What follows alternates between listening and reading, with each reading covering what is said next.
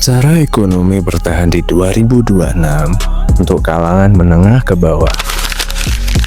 Tahun 2026, kalau kamu masih bisa makan 3 kali sehari, bayar listrik tepat waktu, dan gak punya hutang baru, jujur saja, itu sudah prestasi. Karena hari ini, bertahan hidup bukan lagi soal malas atau rajin, tapi soal strategi. Video ini bukan untuk kalian orang-orang kaya, bukan juga untuk mereka yang hidupnya aman-aman saja dengan segala privilege yang didapat. Video ini untuk kita kaum menengah ke bawah dan untuk keluarga yang tiap bulan harus mikir, uang ini cukup enggak ya sampai akhir bulan? Kita harus jujur dulu, di 2026 harga kebutuhan pokok naik pelan tapi konsisten. Gaji stagnan. Lapangan kerja semakin sempit.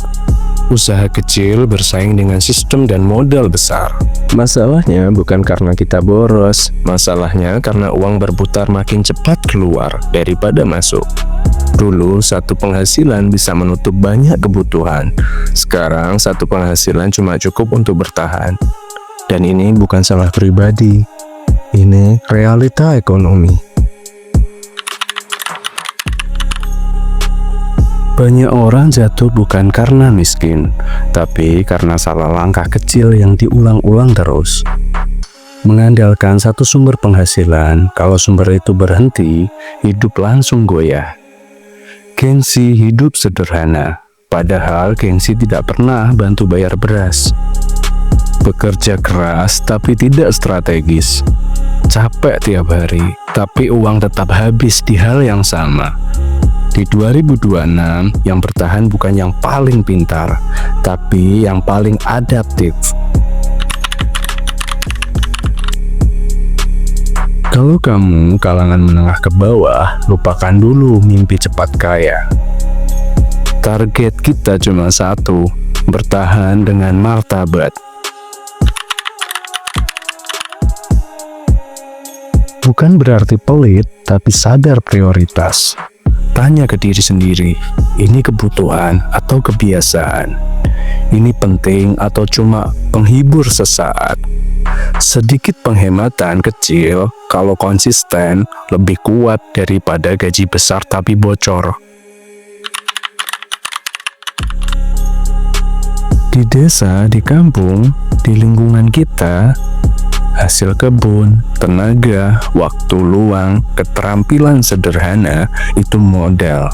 Bukan semua orang harus jualan online besar-besaran. Kadang jual bibit, jasa kecil, produksi rumahan lebih realistis daripada mengejar bisnis viral. Banyak orang gagal bertahan karena menunggu modal besar, alat lengkap, waktu longgar, padahal ekonomi kecil dibangun dari langkah kecil, mulai dari sedikit, pelan, tapi jalan.